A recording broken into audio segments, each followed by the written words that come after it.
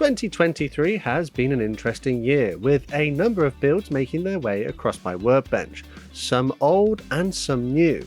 Without any further ado, I think it's time to take a look at the worst kits that I built this year. Hello everyone, I'm Matt, this is Model Minutes, and join me as I reflect on the worst builds that I made this year. Coming in at number 5 is the vintage classic airfix SDKFZ 234 armoured car. This one takes its position because, although being a vintage classic you can't expect too much out of the box, it does feature some inaccuracies that didn't really feature on the actual 234. I did find the build to be relatively straightforward, however it may be a little bit crude by today's standards given that it is a vintage tooling. I decided that the best thing for this kit was to turn it into a damaged diorama. Utilising some extra 3D printed parts, which I designed myself, along with some figures and other accessories, I'm pretty pleased with how I've managed to turn this rather simple and inaccurate kit into a reasonably interesting looking diorama. Now though, it's time to move on to kit number 4. So in 4th position of my worst kits of 2023 is the Academy Sepakat Jaguar in 1:144 scale.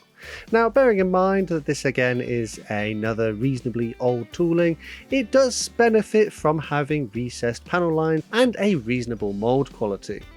It's not an expensive kit, but it does suffer from some massive scale inaccuracies. For example, those AIM 9s under the wings, they don't look to be the right size at all.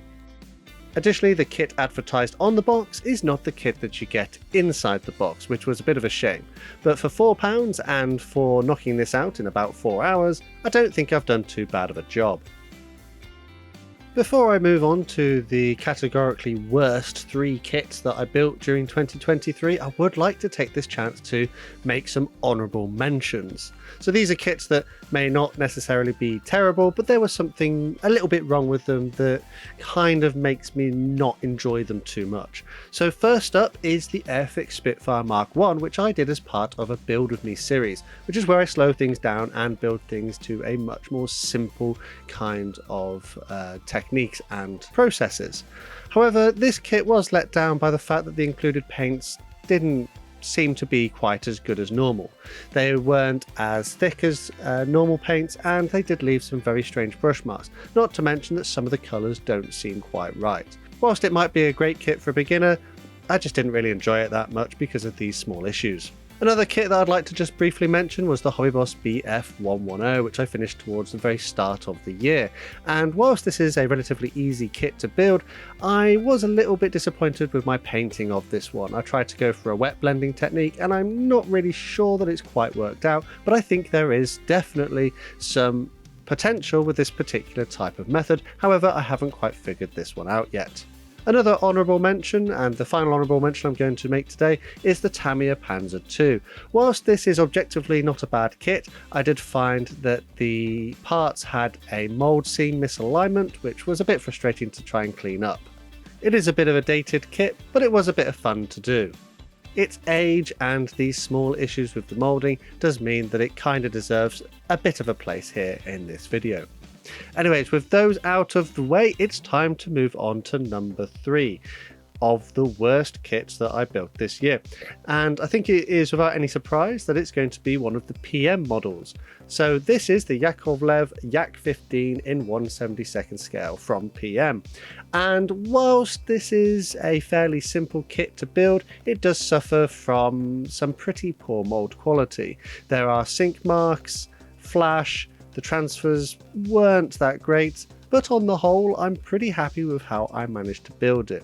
I'm not entirely sure I'd be tempted to get another one of these though, as I'm pretty sure that there are better toolings out there. Despite all of its flaws, however, it does make an interesting piece to have on the display shelf. Up next in position number 2 is another PM model kit, but this time it's the Spitfire Mark 5B/C in 1/72 scale, and it was a bit of a jostle between the top spot here, but unfortunately this one's had to go into number 2 purely because there were parts of this kit that actually worked. So initially The mold quality is moderate. However, the problem lies in the actual design of the kit. So I believe that it's actually like a modified version of an old Frog kit from the 1950s. And as a result, it does suffer from having some very questionable details. The shape of the aircraft is a little bit off, and I did have to modify the aircraft in order to get it to fit together correctly. It does, however, have a very low part count, and you can build it quite quickly. This reason is probably why it took number 2 and not the number 1 spot in this video. And I think moving on to number 1, it's going to be absolutely no surprise that it is the MCraft IL2 M3 in Operation Berlin colours. Well, where do we start with this one? Yes, some of the kits in the previous listings have had their issues, but this one pretty much had all of the issues. So the mold quality is quite poor. There's flash on every single part. Some of the parts aren't really the right shape. The transfers wanted to disintegrate, and I had to actually make some of my own to actually get it to work. Granted, I did get some silvering, but that's my own fault. I did complete this one as a back to basics build using some very simple techniques. I built this one just to get it out of the stash because I wanted to buy some other kits, and it was taking up some space. Despite that though, it was only worth about £5, but I probably wouldn't be tempted to buy one of these at all. I'd probably go for something a little better from a different manufacturer. And with that, I think it's time to wrap this video up. I hope you've enjoyed my rundown of the worst kits that I built during 2023. Let me know down in the comments what you thought of my builds and if you agree with my rankings here. Make sure to also check out the best builds that I built in 2023 to give a comparison.